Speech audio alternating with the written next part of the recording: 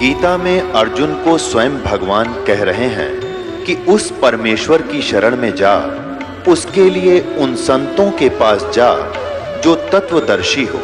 इसी प्रकार हजरत मोहम्मद को उनका अल्लाह कह रहा है कि कोई और पूर्ण परमात्मा है, उसको पाने के लिए उन तत्वदर्शी संत की तलाश कर। वो प्रभु कौन है, ये जानने के लिए कृपया अवश्य सुनिए जगत गुरु तत्वदर्शी संत रामपाल जी महाराज के अमृत वचन। अब सुनाऊंगा आपको कथा भगवान के साथ इन्होंने के जुल्म कराया था, जो यही ज्ञान जो दास आपको बता रहा है और इन सदग्रंथों में दिखा रहा है तो आप मान रहे हो। नहीं तो ये धर्मगुरु ई फिर आग लवा दी थी न, पर समर्थ की ओट थी। क्रोथा कांड यही कारण था। सतकर मानना तुम आप जी कि इनकी दुकान बंद होने के कागार पा गई थी।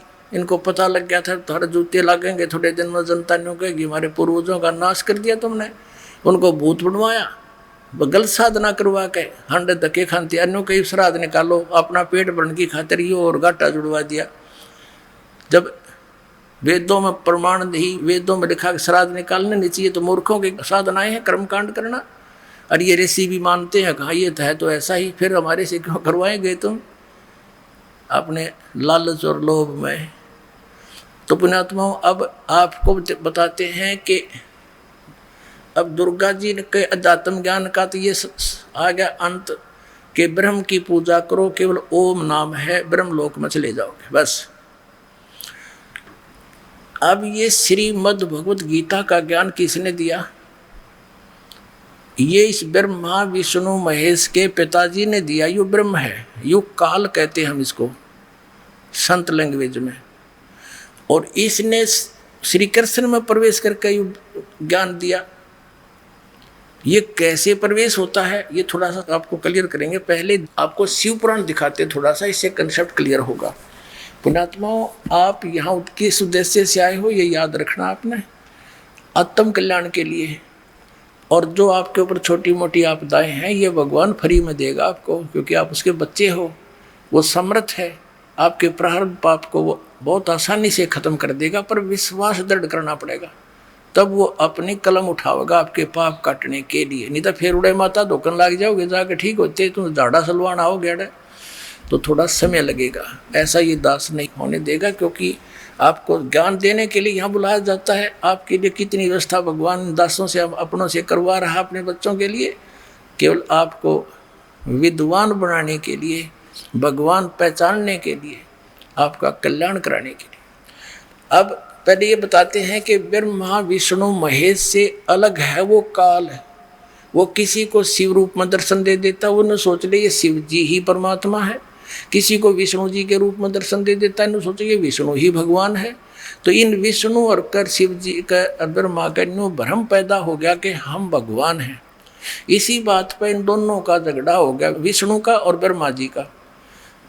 इस बात पे कि ब्रह्मा जी कहते मैं तेरा बाप, मैं तेरा जनक हूँ, मैं सारी सृष्टि की उत्पत्ति करता हूँ, प्रजापिता हूँ। विष्णु जी कहने लगे तू मेरी नाभि कमल से उत्पन्न हुआ, मैं तेरा बाप हूँ। लड़ पड़े, झगड़ा हो गया। इनके बीच चावा करने के लिए इनके पिता इस काल रूपी ब्रह्म ने ऊपर से सतम एक पिलर खड़ा कर दिया, शिवलिंग बोलते हैं उसको, तेजो में लिंग। ये उस प्रकाश में पोल को एंड को ढूंढने के लिए, उस और छोर को जानने के लिए ऊपर नीचे चक्कर काटने लगे, झगड़ा बंद हो गया। फिर वो स्वयं आ गया शिव रूप धारण करके, अपने पुत्र शिव का रूप धारण करके। फिर उनको ज्ञान देने लगा कि तुम काहे के भगवान हो, तुमने अपने आप को भगवान मान लिया, यू आर नॉट गॉड, तुम भगवान नहीं हो। अब थोड़ा सा दिखाना पड़ेगा यहाँ पर, यहाँ थोड़ा कम दिखाएंगे क्योंकि गर्मी का मौसम है, ज़्यादा समय नहीं लगेगा। ये देखिएगा, ये शिव महापुराण ये विद संस्कृत है, या दया रही परमात्मा की कि ये अभी तक संस्कृत मिल गई हमारे पास थी। ये देखिएगा, ये श्री शिव पुराण, इसके अनुवादक हैं विद्यावरिधि पंडित ज्वाला प्रसाद जी, मिस्र कृत हिंदी टीका सहित। ये खेमरा श्री कृष्णदास प्रकाशन मुंबई से। यहाँ देखना, इसका तीसरे स्कंद में इसके ये देखना 11 पृष्ठ पे विद्वेश्वर संहिता, शिव पुराण विद्वेश्वर संहिता ये विद्वेषु संहिता भाग 1 अध्याय 6। नंदीकेश्वर बोले कि हे योगिंद्र, आगे एक समय विष्णु भगवान शेष शया पर अपने गरुड़ आदि पार्षदों से संयुक्त लक्ष्मी सहित शयन करते थे, सो रहे थे। उसी समय ब्रह्मज्ञानियों में श्रेष्ठ ब्रह्मा जी अपनी इच्छा से वहां आए। सब प्रकार से सुंदर सेज पर शयन करते हुए कमल लोचन भगवान विष्णु से पूछने लगे, तुम कौन हो? मुझे देखकर अभिमानी पुरुष के समान शयन करते हो, सोए पड़े हो। हे वत्स, हे बेटा उठो, मैं तुम्हारा स्वामी आया हूँ। आए हुए गुरु को देखकर जो अभिमान करता है, उस द्रोही मूड का प्रायश्चित होना उचित है। यह सुनकर विष्णु के अंदर में तो छो उठा, पर ऊपर तय क्रोध रोके रहे। क्रोध हुआ परंतु बाहर से शांत रहे और बोले, वत्स बेटा, तुम्हारा मंगल हो, बैठो, इस आसन पर विराजो। इस समय तुम्हारे नेत्र कुटिल और मुख वक्र क्यों है? यानी टेढ़ा मुंह क्यों कर रहा है, आंखें तरेर रहा तू? ब्रह्मा जी बोले, वत्स बेटा, विष्णु आपको समय के प्रभाव से अभिमान है। हे पुत्र, मैं तुम्हारा रक्षक और जगत का पितामह हूँ। विष्णु जी बोले, ये सब जगत मुझ में सचित है। तुम चोर के समान किस प्रकार अपना कहते हो? तुम मेरी नाभि कमल से उत्पन्न हुए हो, इससे मेरे पुत्र हो। मुझे पुत्र कहना व्यर्थ है। अब घना नहीं सुनाता, आगे चलते हैं। एंड के बाबू मैंने आपको बता दिया। इनका क्या हुआ, इनका झगड़ा हो गया। देवता फूल बरसाने लग गए। वो देवता राजी हो गए, देखो बड़ा अच्छा काम कर रहे हैं, ये हमारे देवताओं के काम है, ये थोड़ा दिखा दूँ ना, ये रहेगा दूरा का। मैं श्रेष्ठ हूँ, मैं स्वामी हूँ, ऐसा कहकर एक दूसरे को मारने की इच्छा से युद्ध करने के लिए उत्सुक हो गए। संपूर्ण देवता विमान में बैठकर उस अद्भुत युद्ध देखने को चले आए और आकाश में उनके ऊपर फूल बरसाने लगे। बताइए, हमारे देवताओं के काम है। देवता कहें अच्छी आत्माओं को, नेक पुरुषों को। अब दो भाई लड़ रहे हैं और ऊपर तो दूसरे नो के शाबाश, देखो कौन सा हारा जीतेगा, मरो कटके है। ये हमारे देवताओं के लक्षण। और ये हमारे भगवान तो एक नो का मैं तेरा बाप, रो नो का मैं तेरा बाप, गुट्टम गुट्टा। चौथी कक्षा के बालक लड़ा करें, ये ऐसी बुद्धि उनकी होती है। और टीचर कहता उनको बुलाकर, क्यों झगड़ रहे थे? एक कहता जी इन्होंने बोला मैं तेरा बाप, दूसरा कहता ना जी इसने पहले कहा था है। और गुट्टम गुट्टा एक दूसरा कुर्ता पाड़ रखे। इन भगवानों की पूजा करने को ये हमारे धर्म गुरु शंकराचार्य बताया करते। अरीब तई हमारे जो है ना इसी को लूम डाल रखा है। अब ये भगवान नहीं है, दास नहीं कह रहा, इनका इतिहास कह रहा। देखिएगा इसी आगे चल के प्रश्न नंबर 17 पर है। शिव पुराण 17 पृष्ठ।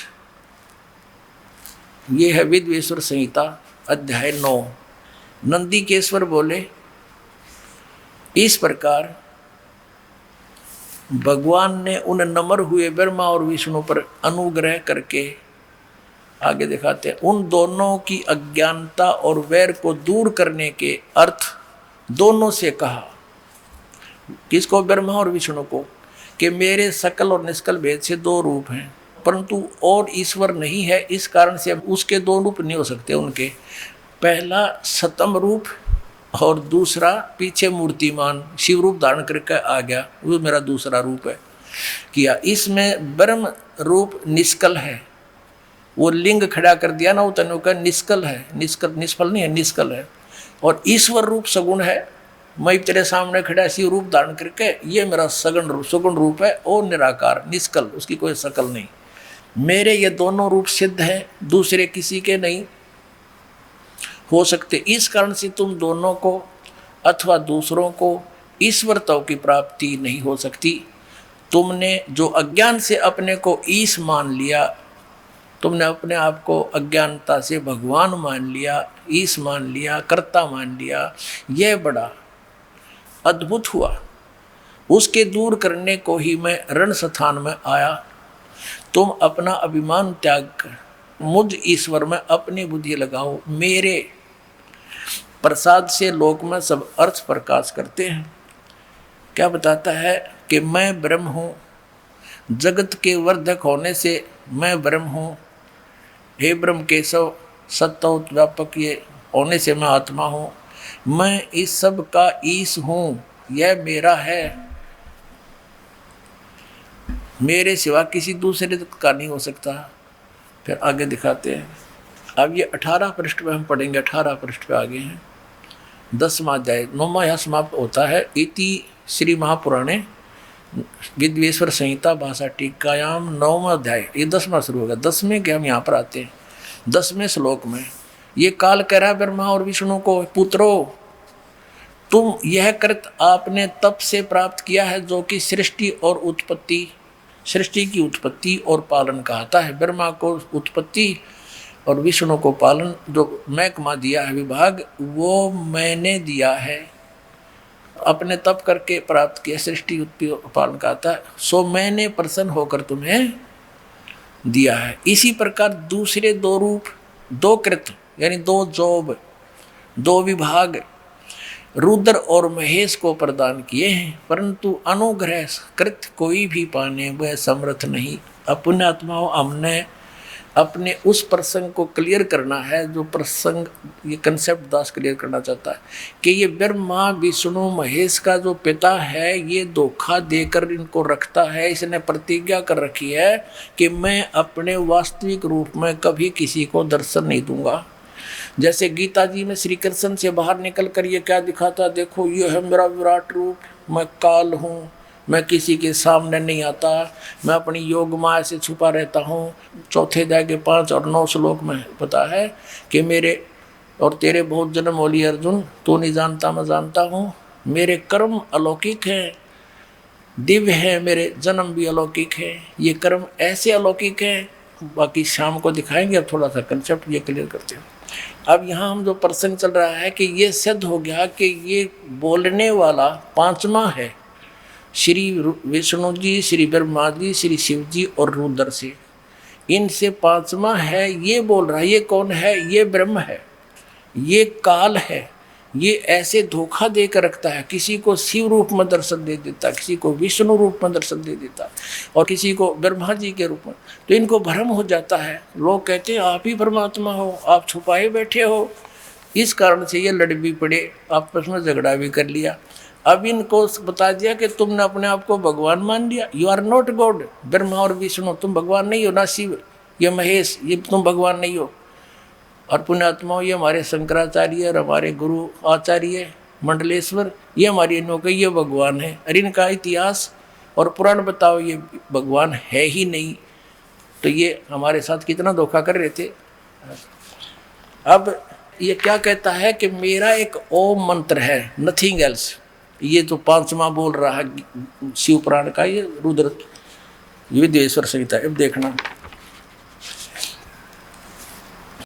ये 19 पृष्ठ है, वही शिव पुराण विद्वेश्वर संहिता अध्याय 10 का पढ़ रहे। यहाँ लिखा है इस कारण इस अज्ञान की सिद्धि के निमित्त ओंकार नामक मंत्र जप करो। जो बता रहे हैं तुम भगवान नहीं हो, इसलिए उसके बारे में मंत्र जप करो। यह अभिमान का दूर करने वाला है। सोई निज मंत्र उपदेश करते हैं। यह ओंकार मेरे मुख से उत्पन्न होने से मेरे ही स्वरूप का बोधक है और महामंगल करने वाला है। यह वाचक है, मैं वाच्य हूँ। यह मंत्र मेरा आत्मा है, इसके समन से मेरा समन होता है। ठीक हो गया। उत्तर की ओर से के मुख से अकार का, पश्चिम के मुख से उकार का, दक्षिण के मुख से मकार का, पूर्व के मुख से बिंदु का, मध्य के मुख से नाद उत्पन्न हुआ है। इस प्रकार 5 प्रकार से यह निर्गत हुआ। वह सब एक होकर ओम एका अक्षर हो जाता है। ये मेरा मंत्र है।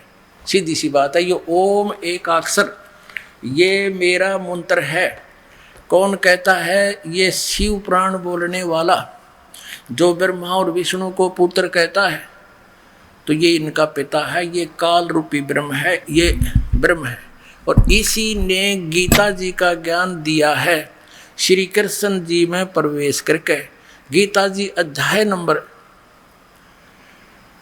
8 के श्लोक नंबर 13 में गीता ज्ञानदाता ब्रह्म कहता है ओम इति एकाक्षरम, जो एक अक्षर आपने भी पढ़ा शिव पुराण में विद्वेश्वर संहिता में कि ये मेरा एक ओम अक्षर एक अक्षर है, इन सब से मिलकर ओम ऐसे ऊ से मैं से बिंदु नाद से इन पांचों का ये गठन होकर एक अक्षर हो गया ओम इति। और यही 8वें अध्याय के 13वें श्लोक में गीता ज्ञानदाता ये ब्रह्म श्री कृष्ण में प्रवेश करके बोल रहा। श्री कृष्ण का कोई रोल नहीं गीता के ज्ञान में, ये ऐसे धोखा देता है।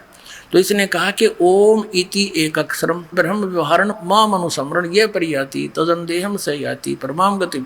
मुझ ब्रह्म का ये एक ओम अक्षर है, एक अक्षर, नथिंग एल्स। उच्चारण करके सिमरण करने का, उच्चारण करके सिमरण करता हुआ यह परियाति तदंदेहम, जो शरीर छोड़ते समय इसका जाप करता जाता सयाति परमाम गति, जो इस ओम से मिलने वाली परम गति है वो प्राप्ति होती है। वो दुर्गा जी ने देवी जी ने देवी पुराण में बताई दिया 7वें स्कंद में कि ओम का जाप करो, ब्रह्म टारगेट उद्देश्य इष्ट मानो, ये ब्रह्म का जाप है, ओम मंत्र है, इसके जाप से ब्रह्म लोक में चले जाओगे, तुम्हारा कल्याण हो। इतना सा ये बता दिया। अब श्रीमद् भगवत गीता अध्याय नंबर 8 के श्लोक 16 में कहा है कि ब्रह्मलोक पर्यंत ये सभी पुनरावृत्ति के अंदर हैं, वहाँ गए हुए प्राणी भी जन्म मृत्यु में आते हैं। और गीता ज्ञानदाता चौथे अध्याय के 5 और 9 श्लोक में, दूसरे अध्याय के 12वें श्लोक में, 10वें अध्याय के दूसरे श्लोक में गीता जी में कहता अर्जुन तेरे और मेरे बहुत जन्म हो चुके, तू नहीं जानता मैं जानता हूँ।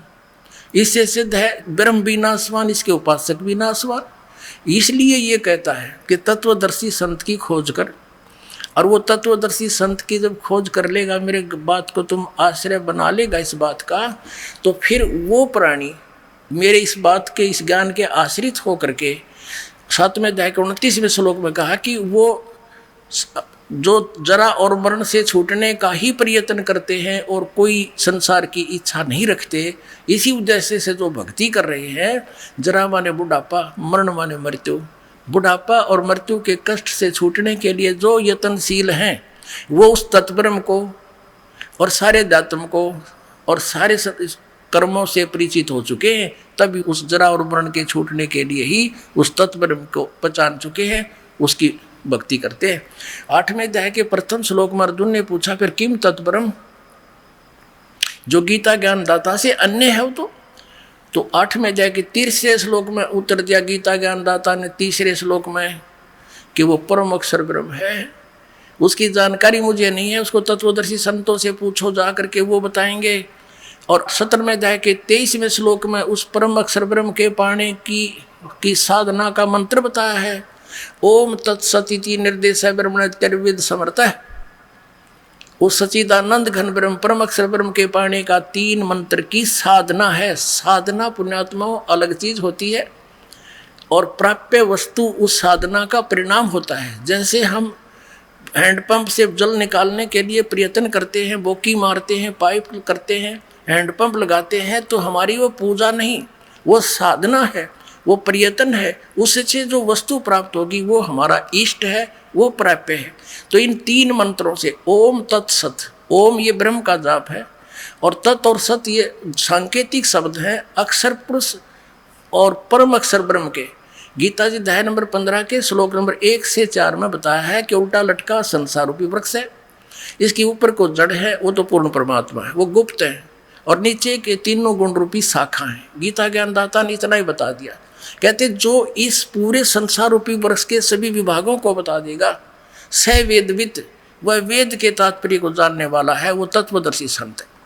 ये पहचान बता दी तत्वदर्शी संत की, जो चौथे अध्याय के 34वें श्लोक में जिससे ज्ञान जानने के लिए कहा। फिर ये भी बताया है कि अब परमेश्वर ने स्वयं आकर 600 वर्ष पहले कबीर परमेश्वर ने कहा था अक्षर पुरुष एक पेड़ है, क्षर पुरुष वा की डार और 3 देवा शाखा हैं, ये पात्ररूप संसार। तो भगवान स्वयं भी थे, वो तत्वदर्शी संत भी थे, क्योंकि वो मालिक है, वो सब भाषाओं को जानते हैं और वो परम तत्व से परिचित थे। अब इन्होंने नकार दिया। अब क्या बताता है तीनों गुण रूपी रजगुण ब्रह्मा, सतगुण विष्णु, तम गुण शिव जी, ये तो शाखाएं हैं इनकी संसार रूपी वृक्ष की। ये वैसे अभिन्न अंग है हमारा। तो फिर क्या बताया है 15वें अध्याय के 4थे श्लोक में, तत्वदर्शी संत की प्राप्ति के उपरांत परमेश्वर के उस परम पद की खोज करनी चाहिए जहाँ जाने के बाद साधक फिर कभी लौट कर वापस नहीं आते संसार में, वो पूर्ण मोक्ष प्राप्त करते हैं। और जिस परमेश्वर से सारे संसार रूपी वृक्ष की प्रवृत्ति विस्तार को प्राप्त हुई है, यानी जिसने सारे ब्रह्मांडों की रचना की है, और मैं भी उसी की शरण में हूँ, उसके अतिरिक्त कोई साधना किसी की नहीं करनी चाहिए, उसकी भक्ति करो। 18वें अध्याय के 62वें श्लोक में कहा कि अर्जुन तू सर्वभाव से उस परमेश्वर की शरण में जा, उसकी कृपा से तू परम शांति को और सनातन परम धाम यानी उस सतलोक को प्राप्त होगा, तेरा पूर्ण कल्याण होगा। तो पुण्यात्मा, अध्यात्म ज्ञान कंप्लीट, ना ब्रह्मा को ज्ञान, ना विष्णु को, ना शिव को, और ना दुर्गा को, और ब्रह्म को भी नहीं। वो कहता है उस तत्वदर्शी संतों को पूछो, तो वो तत्वदर्शी संत ये दास है जब पहचाना जाता है। बोलो सतगुरुदेव।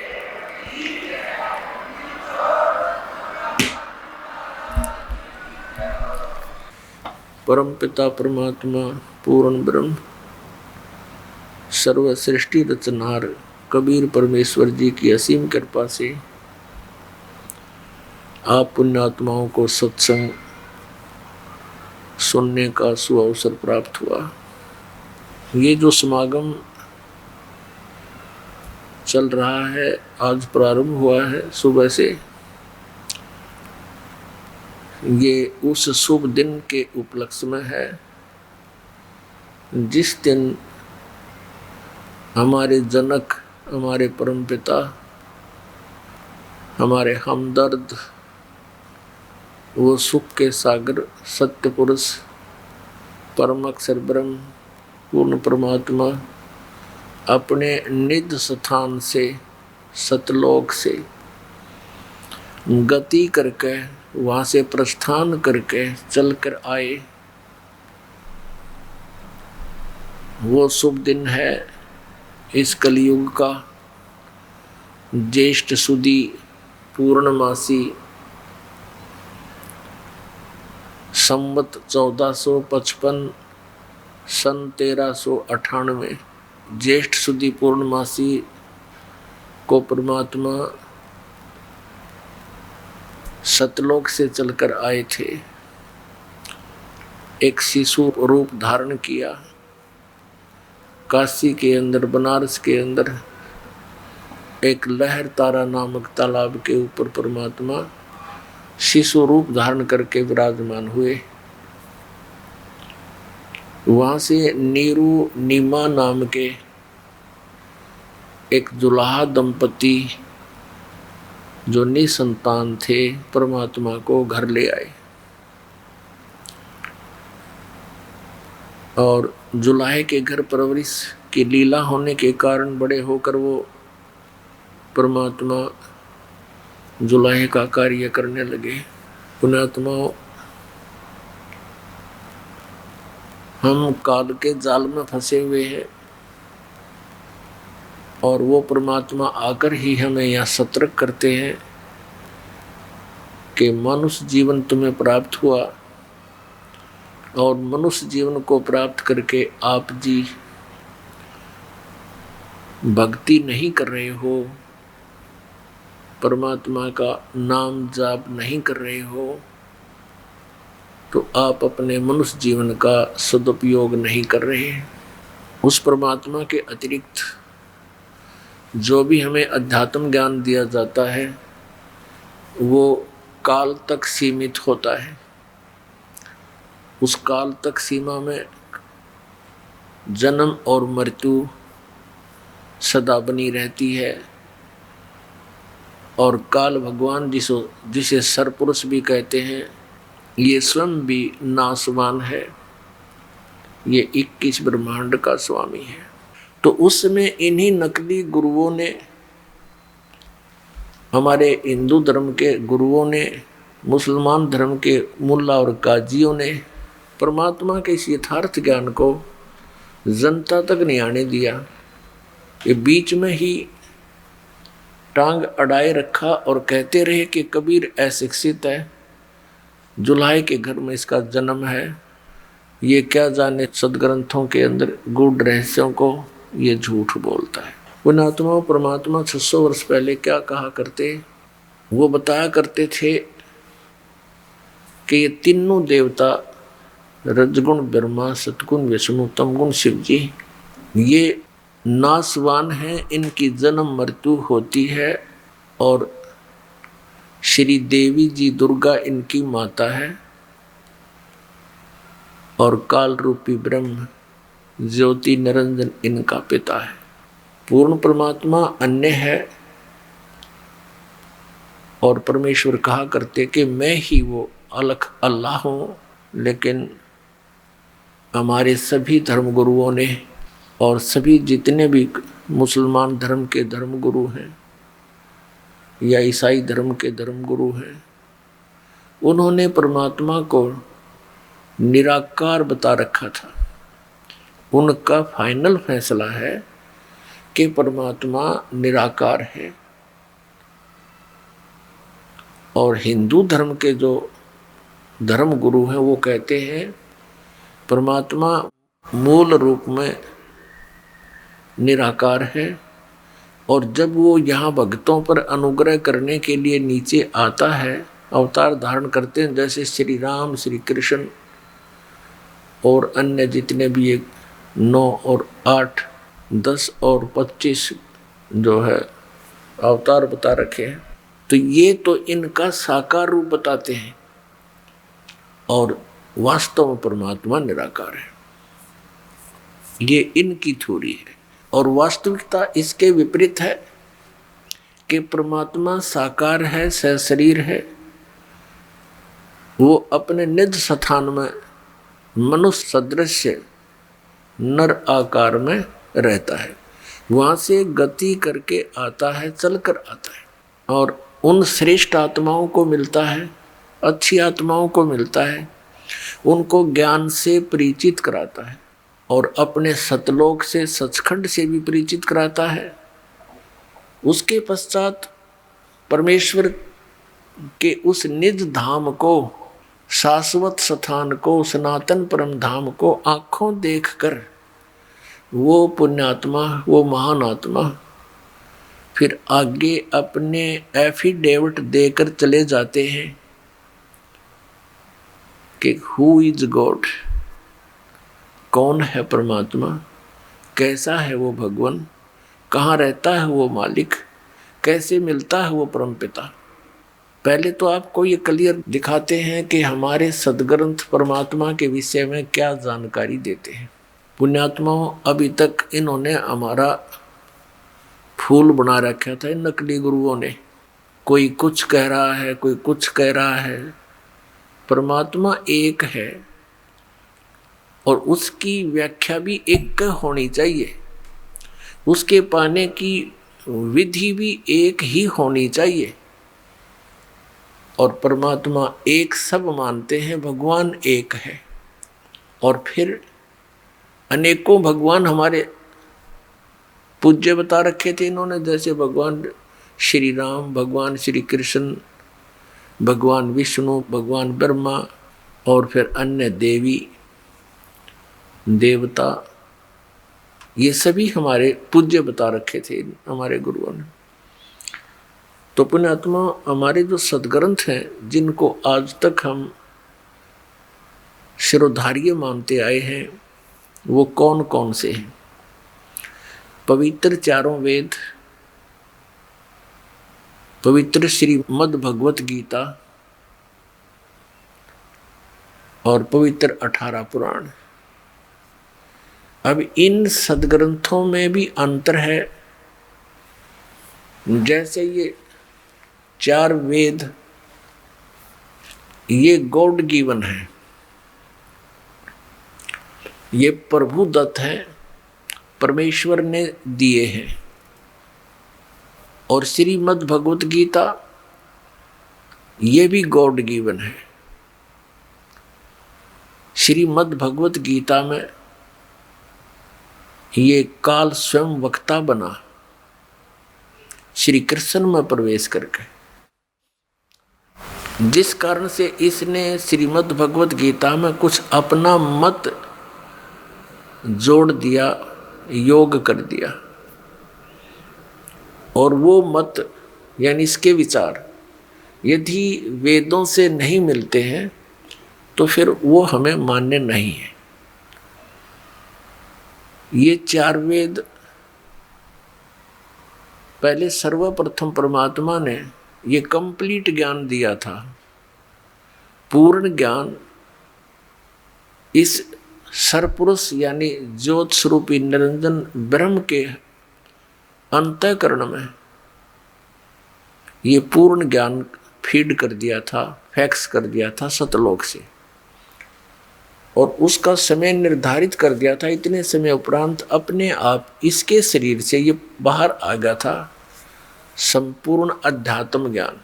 इस काल भगवान ने जब इन 4 वेदों को देखा तो इसने क्या किया, इसमें से वो भाग निकाल दिया जिसमें पूर्ण परमात्मा के पाने की विधि और सतलोक के अंदर वर्णित विशेष जानकारी जो थी, वहाँ क्या स्थिति है, कैसे रहते थे तुम, यहाँ कैसे आए, ये भी ज्ञान था। इसने उस पोर्शन को, उस भाग को निकाल कर नष्ट कर दिया। शेष जो ज्ञान है अपने पुत्र ब्रह्मा को दे दिया। आगे चलकर ये 4 वेद कहलाए, उसके 4 भाग कर लिए। जिस वेद के भाग को इस ज्योत निरंजन ने अर्थात इस काल भगवान ने ब्रह्म ने नष्ट किया था, उसको दोबारा देने के लिए परमात्मा स्वयं आते हैं और वो अपने मुख कमल से बोलकर उस अमृत ज्ञान को सुनाते हैं।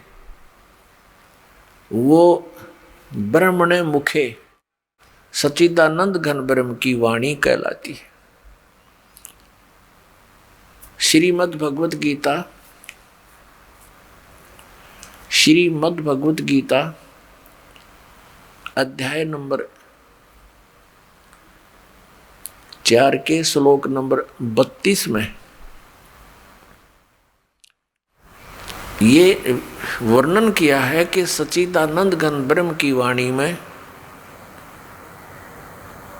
इन धार्मिक अनुष्ठानों यानी यज्ञों की जानकारी विस्तार के साथ कही गई है, और उस ज्ञान को जानने के बाद फिर ये साधक सभी कर्मों से मुक्त हो जाता है।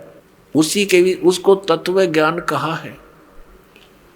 श्रीमद् भगवत गीता अध्याय नंबर 4 के श्लोक 34 में कहा कि उस ज्ञान को जो सच्चिदानंद घन ब्रह्म ने अपने मुख कमल से बोलकर जो ज्ञान दिया है वो तत्व ज्ञान है। उस ज्ञान को तत्वदर्शी संतों के पास जाकर समझ, और फिर जैसे वो तत्वदर्शी संत तुझे मार्गदर्शन करें तो उस परमात्मा की साधना तो तू ऐसे कर सकता है। अपनी भक्ति के विषय में गीता ज्ञानदाता ने वो अपनी भक्ति सत्र और उसकी विधि भी क्लियर कर रखी है श्रीमद् भगवत गीता। लेकिन उस परम अक्षर ब्रह्म की भक्ति साधना के लिए उसने तत्वदर्शी संत की खोज का ऑप्शन छोड़ दिया, प्रावधान बता दिया कि उससे पूछो। इससे सिद्ध है कि गीता ज्ञान दाता भी कंप्लीट यानी पूर्ण अध्यात्म ज्ञान नहीं रखता, नहीं तो 4 लाइन और लिख देता, 18 अध्याय बोले 2 अध्याय और बना देता अगर इसको ज्ञान होता। तो पुण्यात्माओं उस ज्ञान को बताने के लिए परमात्मा स्वयं आए थे। इसलिए सच्चिदानंद घन ब्रह्म की वाणी में कहा गया। आपको श्रीमद् भगवत गीता अध्याय नंबर 4 के श्लोक नंबर 32 से रूबरू कराते हैं। पुण्यात्माओं आज का मानव इतना इंटेलिजेंट हो गया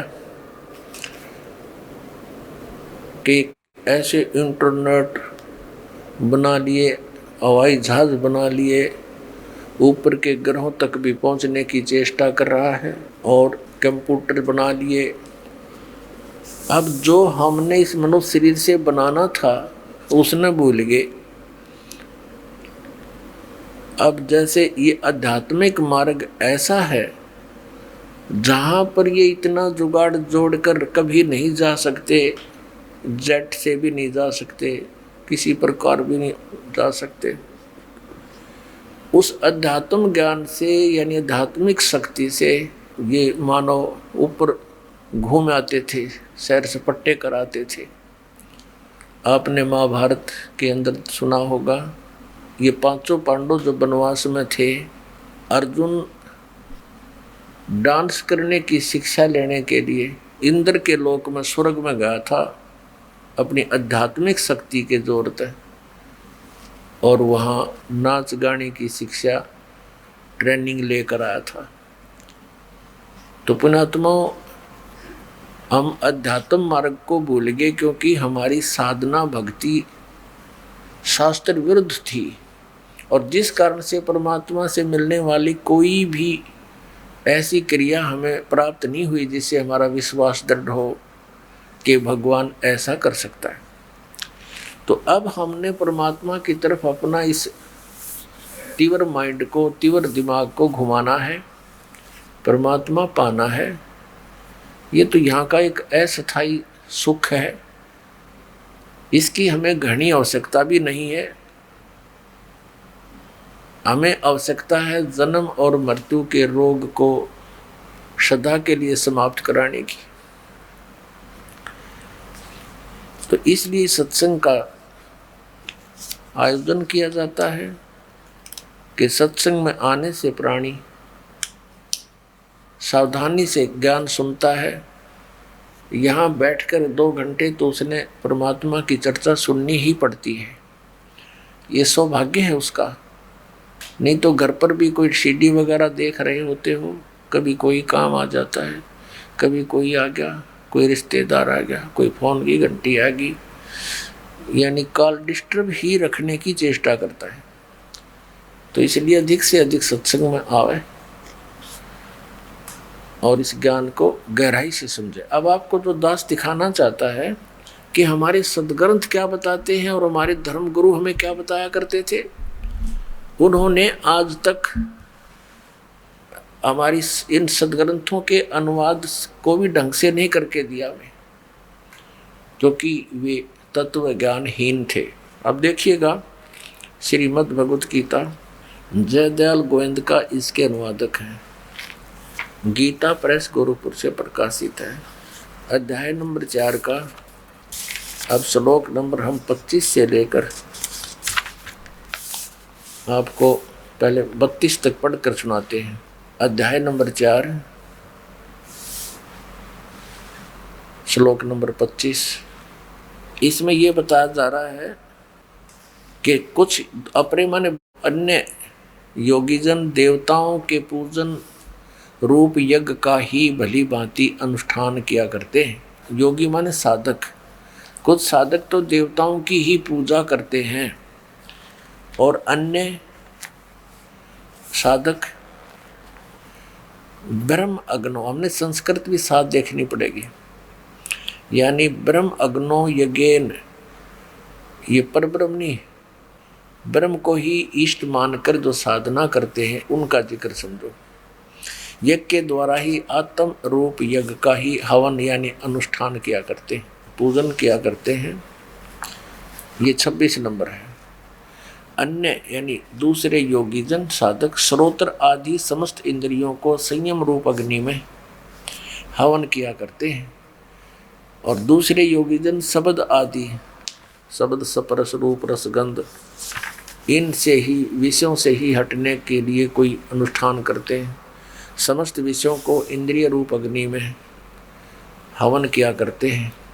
अब 27 में दूसरे योगीजन इंद्रियों की संपूर्ण क्रियाओं को और प्राणों की समस्त क्रियाओं को, प्राण माने श्वासों की क्रियाओं को ज्ञान पर से प्रकाशित आत्म संयम योग रूप अग्नि में हवन किया करते हैं, यानी अपना संयम बनाने के लिए ही अभ्यासरत होते हैं। 28 में चौथे अध्याय का 28, कई पुरुष कई साधक भक्त द्रव्य संबंधी यज्ञ करने वाले हैं, यानी जैसे कहीं भंडारा करवा दिया, कहीं पर कंबल बांट दिए और कहीं पर कोई धर्मशाला बनवा दी, तो कहते हैं इस कुछ इन्हीं को ही अपना अंतिम भक्ति लक्ष्य मानते हैं।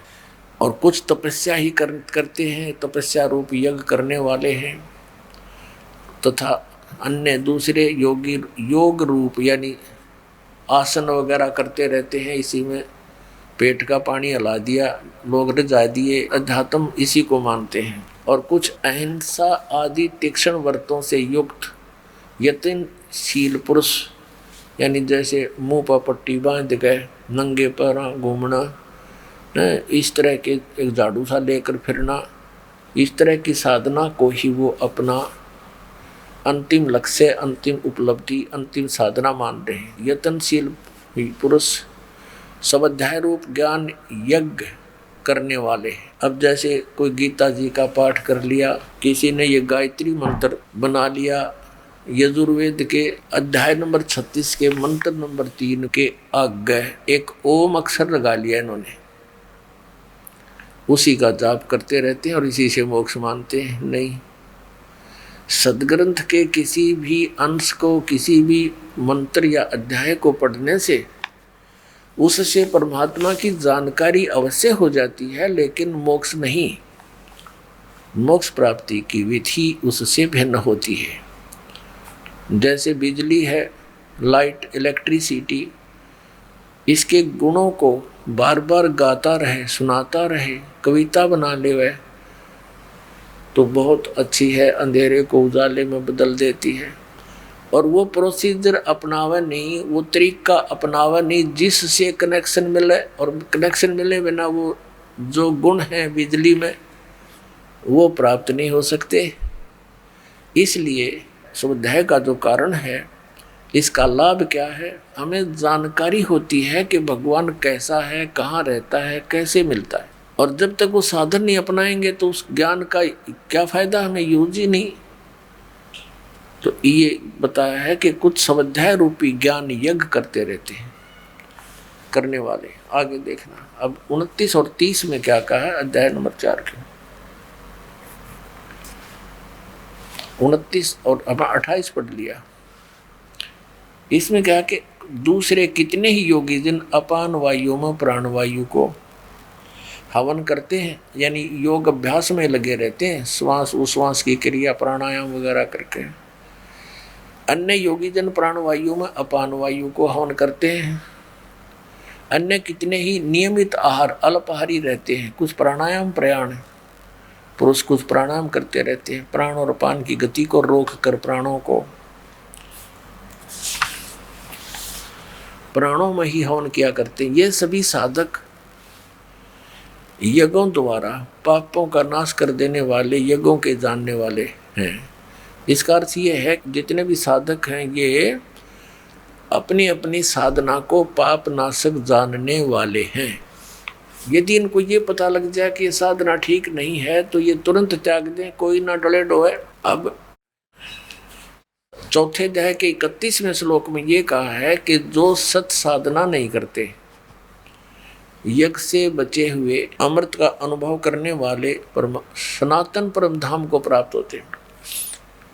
अपने आत्मा श्रीमद् भगवत गीता अध्याय नंबर 3 के श्लोक नंबर 10 से लेकर 15 तक एक विशेष विवरण दिया है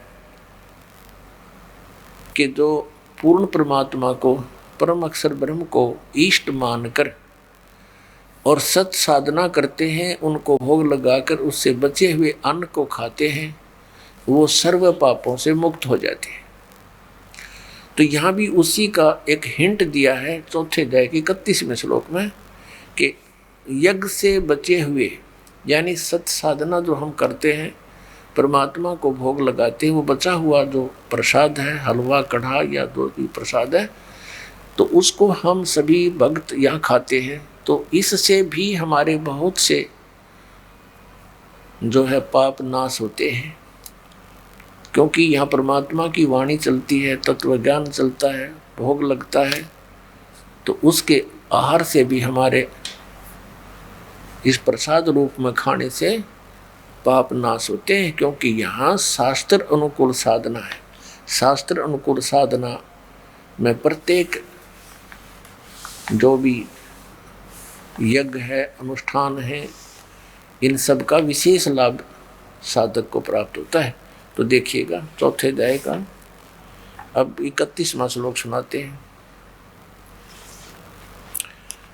इसमें कहा कि एक कुरुश्रेष्ठ अर्जुन, यज्ञ से बचे हुए अमृत का अनुभव करने वाले योगी जन यानी साधक सनातनम ब्रह्म यान्ति, उस सनातन यानी गीता ज्ञान दाता से अन्य है ये परमात्मा, सनातन ब्रह्म को, परब्रह्म नहीं सनातन परमात्मा को प्राप्त होते हैं, अविनाशी भगवान को प्राप्त होते हैं। यज्ञ न करने वाले यानी ये जो यज्ञ नहीं करते यानी साधनाएं नहीं करते, भक्ति नहीं करते, जो धार्मिक अनुष्ठान नहीं करते, उनके विषय में फिर क्या बताया है?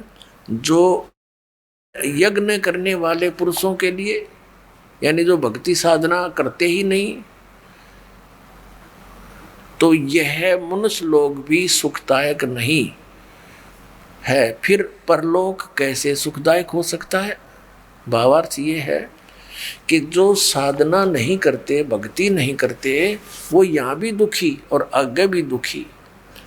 अब जो दास आपको जिस पॉइंट पर लाना चाहता था, अब हम आए हैं।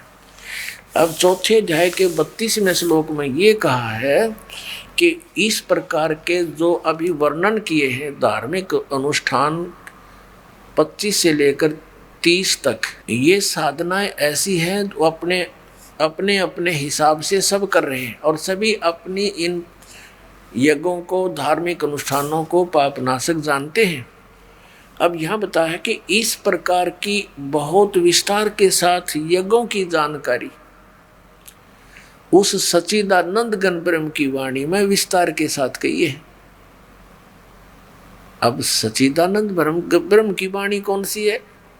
अब जैसे गीता है, ये वेदों का ज्ञान है, चारों वेदों का, तो वो सच्चिदानंद घन ब्रह्म की वाणी उन वेदों, गीता, पुराणों से भिन्न है, जो परमेश्वर ने स्वयं अपने मुख कमल से बोली है। अब देखना है, पढ़ो एक बार इसको। अब वैसे विश्वास नहीं होगा, मौखिक बहुत धोखा खा चुके हैं हम। अध्याय 4 श्लोक नंबर 32 में इस प्रकार बहुत तरह के, बहुविधा, बहुत तरह के यज्ञ, यहाँ इन्होंने गलती कर दी, ब्रह्मण मुख्य का अर्थ कर दिया वेद की वाणी, ये गलत कर दिया। अब देखो यहाँ विचलित हो गई है। अब आपको दिखाते हैं अध्याय नंबर 17 और श्लोक नंबर 23। इसमें क्या बताया है? ओम तत्सत इति निर्देश है ब्रह्मण, ब्रह्मण है त्रिविध समर्थ है, ये ब्रह्मण शब्द है इसके अंदर। इसका अनुवाद इन्होंने क्या किया है? ओम ओम तत् तत् सत सत इति, यह त्रिविध मन 3 प्रकार का, ब्रह्मण माने सच्चिदानंद घन ब्रह्म का निर्देश है, समर्थ है, नाम कहा है। हमने सिर्फ इतना लेना, इसको फिर बाद में छेड़ेंगे।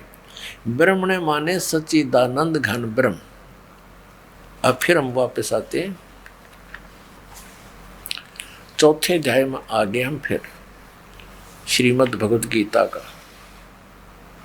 और ये देखिएगा 32वां श्लोक।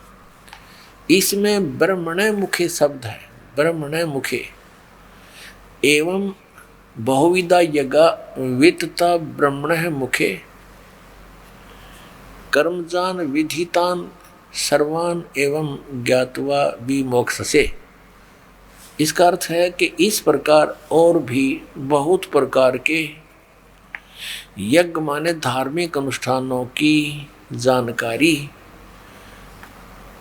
यहाँ लिखना था सच्चिदानंद घन ब्रह्म की वाणी में, यानी मुखे माने उनके मुख कमल से बोली गई।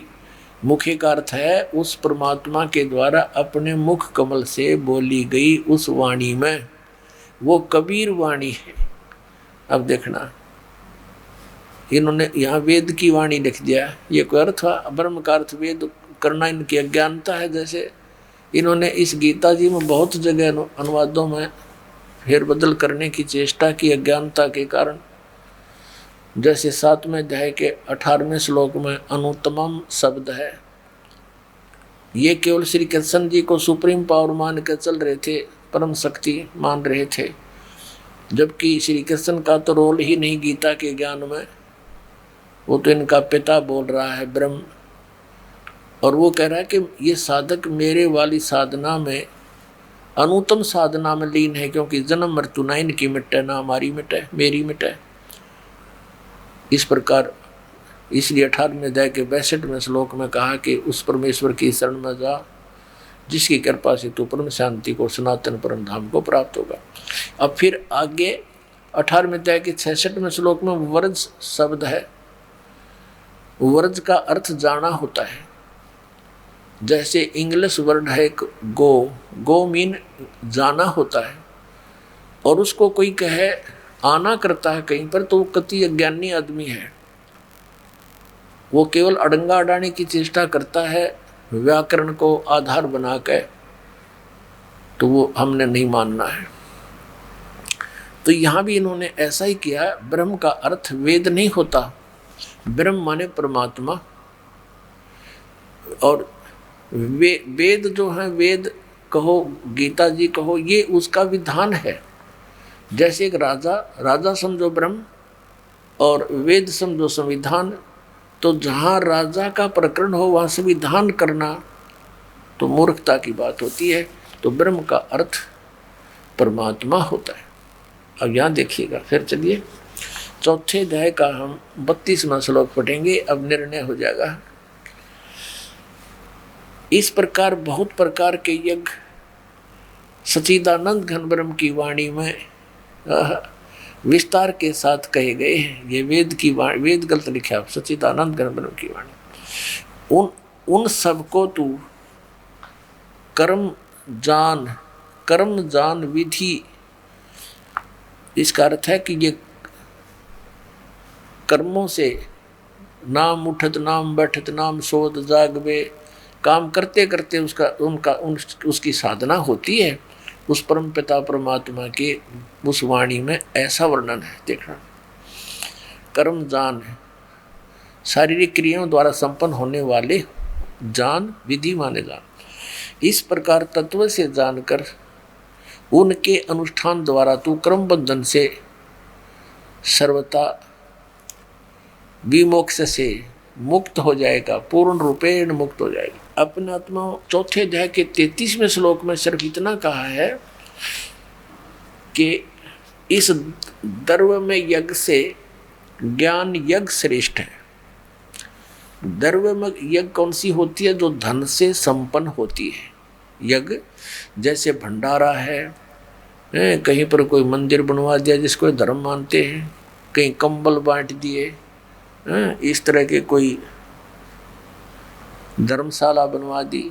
तो कहने का भाव ये है कि पहले तू ज्ञान समझ, उस तत्व ज्ञान को ना समझकर अंधाधुंध वैसे ही कोई दान करने धर्म करने की बजाय ज्ञान यज्ञ श्रेष्ठ है। उस ज्ञान को समझ, उसके बाद फिर उस तत्व ज्ञान के आधार से तू फिर वो धर्म कर। ऐसे आंख मीच कर वैसे अंधाधुंध धर्म करने से कोई लाभ नहीं होता। इसका ये भाव देखिएगा। 4थे अध्याय का श्रीमद् भगवद गीता अध्याय नंबर 4 का श्लोक नंबर हम अब 33 पढ़ेंगे। इसका आगे वर्णन है। हे परंतम अर्जुन, द्रव्य में यज्ञ की अपेक्षा, यानी वैसे ही आंखें बंद करके कितना धन से व्यय करने की बजाय ज्ञान यज्ञ श्रेष्ठ है। यानी पहले तत्व ज्ञान समझ, और यावन मात्र यानी संपूर्ण कर्म उस ज्ञान में समाप्त हो जाते हैं। बेमतलब के डले डोने उस ज्ञान में समाप्त हो जाते हैं। उसमें क्या होता है? गुरु बिन माला फेरते, गुरु बिन देते दाने, गुरु बिन दोनों निष्फल है, चाहे पूछो वेद पुराण। यानी पूरे संत को खोजो, तत्वदर्शी संत की खोज करके फिर वो दान करो, तब संपूर्ण लाभ होगा।